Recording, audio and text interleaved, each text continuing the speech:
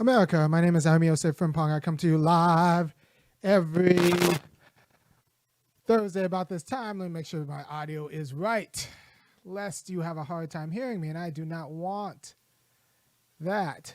So yeah, I come to you live every Thursday about this time, wherein we discuss the issues of the day, and I try to clarify your political moment, lest you be confused, or you listen to someone else like Boyce Watkins, who has been telling you to buy Bitcoin, and are surprised when your money goes away. So I am going to tell you right now why we don't have money. We don't have money. We like to think we have money. We don't have money. We don't admit that we're broke. We're broke. We don't have it. If we had it, I would not have to do my own audio levels. I would have a producer who did that for me instead. That's just not the case. And we don't have money. And what does that mean for organizing? I'm going to give you a few different stories. Right. So I was listening to an interview with Killer Mike, the Atlanta-based rapper, and he was like, look, I make my money singing and dancing for white people. And people are like, Killer Mike, you're like a black nationalist. You believe in buying the block and all that stuff. What do you mean? He's like, well, you go to one of my concerts. The audience is like mainly white. And what does that mean? Well, it means that black people don't have concert money. We don't have disposable money. We might like Killer Mike's music, but we're not shelling out the $60 just to see him perform. We can just, do it other ways. Or we just don't have it. In general, we don't have it. We don't have the extra money. We can barely handle our own bills, lest forget about discretionary capital to invest in even leisure activities. You can say, black people, what about Essence Fest? Essence Fest is one event that's like there are 40 million black people. Not all of them make it to Essence Fest. So this illusion, that's like looking at the NBA and thinking, oh, black people have money. They're in the NBA. They're entertainers. I was like, no. They're entertaining white people who just have regular jobs who have money, right? So you got to understand that when you look at Essence Fest, you're looking at like the All-Star game. And real money isn't the All-Star game. Real money's in the leagues, is in the college leagues, is in the Pee Wee leagues, is in the AAU leagues, all that stuff. So you're looking at black All-Stars, but we don't have a bench. There is no real black middle class. It's not a class that's supported by black people, right? So there's just like people who have enough money to be confused for the white middle class, and and then black people who are broke, right? So that was one story. One story was Killer Mike. The other story I wanted to tell is at the time I found myself in Bay St. Louis, Mississippi, and I went to a Rotary function. I'm not a member of Rotary, but I went to a function. They were throwing something. And I went, and it was all white people, and the only black people there were prisoners picking up trash, because that's how they do it in Mississippi. They use convict labor for all sorts of events. You can get your convict labor to do all sorts. They can do your bar mitzvahs. They can do your weddings. You can get convict labor to do all sorts of events for you if you just kind of want it. So I was in Mississippi, and that's what happened. The only black people at the event, I don't know, a few hundred people at the event. Most just basic white people, and the only black people were picking up trash. And outside walking home, I said, how come this is all white? There isn't a black version of this? And he was like, well, we don't organize like that. We don't come together. And I started to think, actually, that it's not the case. The reason there isn't a black version of that is we don't have enough money to sustain dues-paying organizations.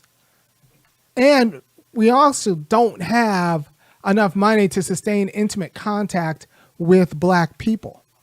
And you're going to say, well, your wife is white. Your wife is white. You can't say that. Well, my wife is white.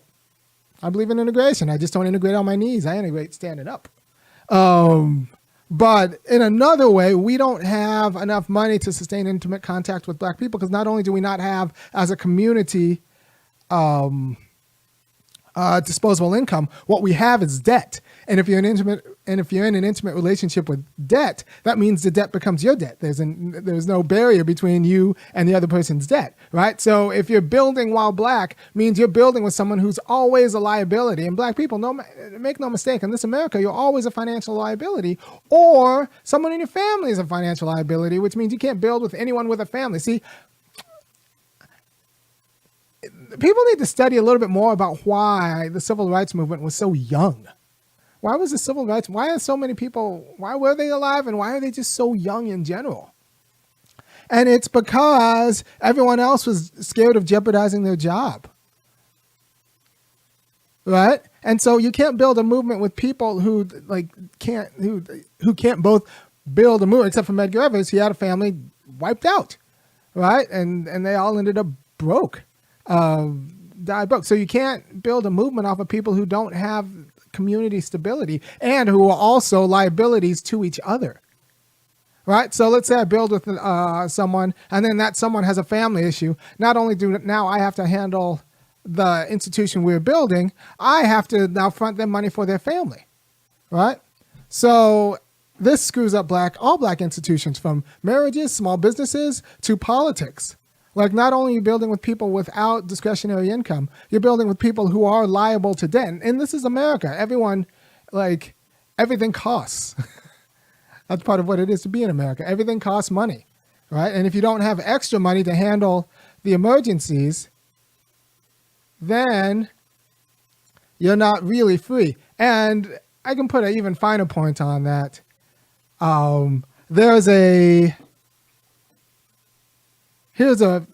People think, well, black people, there are rich black people too. And let's see, you can be wealthy and black and still not be free. For example, here is a man who is wealthy and black and not free. If you have to put on a scream mask and gloves because they might identify your hands in order to claim your money, you're not free. You might be wealthy, but you're not free. That is not a free Negro. That is a wealthy Negro, but who's not free. Free people don't have to wear masks to get money, right? So whether that mask is like a happy, jolly, smiling Negro, or whether that mask is a whole scream mask, free people do not have to wear masks to get paid, right? So we are not a community that can build, because in America, in a capitalist country, building takes capital, discretionary capital you could lose. By the way, if you support, what I'm doing here, go ahead and go to www.funkyacademic.com and kick in some of your discretionary capital to me, $5, $15, and $50 a month, because I'm giving you a quality of wisdom that nobody else is going to give you. Other people say like, well, the problem is financial literacy. Or no, the problem isn't financial literacy. The problem is we don't have the finances. You can't build when nobody has enough money to pay their bills, to support their immediate interests, and also have extra. And if they have extra, they're always worried that it's going to go to something happens to someone in their family, right? So in order to build, you need community with money. This is one reason why I'm such a huge advocate of reparations, is because I know that we can't be free until not just individuals have money, but entire communities have discretionary income in order to build the institutions they see fit. Right now, we don't have the discretionary capital to build the institution we see fit. You can say, well, what about the black church? They have money. No, they don't. No, they don't. If you think the black church has money, you have never seen the Mormons, the LDS church, which is a white church, their balance sheet. That's what real money looks like. A lot of white institutions, they're just hedge funds with that also do their institutional mission. For example, like Yale, that's just a big hedge fund and property holding company that also happens to teach classes. The Mormons are just kind of a big hedge fund that also happens to do a little bit of religious things on the side. Like your car dealerships, a lot of them are just real loan offices. It's kind of a car dealership, but it's really, the car dealership is just front for the thing being a bank that also deals in cars, but they really deal in their business is car loans, right? So a lot of these white institutions, you don't understand, they're really financial institutions, right? But if you go to a finance committee to a black institution, the first thing you'll hear is, well, we have this debt, we have this outstanding debt we have to pay, because part of what it is to be part of a black institution is dealing with outstanding debt. what we need to understand is that outstanding debt shouldn't be on our balance sheet. It should be on America's balance sheet, right? So you pay black people enough and secure their assets so that they can actually formulate their own institutions at their own discretion. And that's when we'll be free. But the money has to be diffuse. It's not enough to make a few Negroes rich. The money has to be diffused in the community, and everyone has to have secure assets and a little bit of extra so that they can do with their extra what they want. And those are the people you want to build with, right? And until that happens, we won't be free. And the one Negro who escaped might be free, but like, no, they won't be free because they can't trust, they don't have any friends. They're like, freedom is having friends who also have money and who don't have to actually need an extraordinary amount of yours, right? So you need to understand that that's what's at stake, and that's why we're not free, and that's why we need reparations. You know, there are lots of stories you can talk about, like the struggles of building. I think Jackie Robinson tried to build Jackie Robinson, you know, baseball Jackie Robinson, like ended his life trying to build a black bank, and it killed him because even banking for people who don't have money is stressful, right? So he integrated baseball, but like couldn't actually sustain black banking because the problem isn't that like, well, we don't work together. No, it's that working together comes with all sorts of financial liabilities, because you're not just dealing with broke people, you're dealing with broke people in a world that always costs. Part of the metabolism of America is to cost. And if you don't have incoming, then like a secure incoming, that's a problem, right? So black people need secure assets before we are free. And those secure assets need to be dispersed among the community. I mean, Darity's book has it right? We need reparations. Anyone who 12 years before the reparations bill started identified as black and can trace their descendants to slavery, they get to be part of a demographic that then votes on a board that designs a program that I think, you know, anywhere from 70 to $100 trillion is kind of like, that's the pot of money. And these would be institutional investments. That wouldn't all just be cash, but it would be quite a bit of money. And it would, that would be America. That would make black people whole on a par with others, right? And to be able to actually make moves in America on a par with others. Right? And it would actually increase the productive capacity. So this board would figure out a way to dole out the money so that it actually increase the productive capacity so that it wouldn't lead to inflation. Somehow it's always understood that giving black people money will somehow lead to inflation, which no, we're underproducing. So like you help black people become as productive as we could be, and like we'll just produce more goods and it won't lead to inflation. It'll actually bring prices down, and more importantly, it'll have the social and the economic conditions to allow for political and even family freedom. Because without community-based money, all of our institutions are vulnerable or just degraded, right? So organized money isn't black. It's not because black people don't want to organize with other black people. It's just because money isn't black, and discretionary money isn't black. And you need discretionary money to have organized money. But yet, debt is,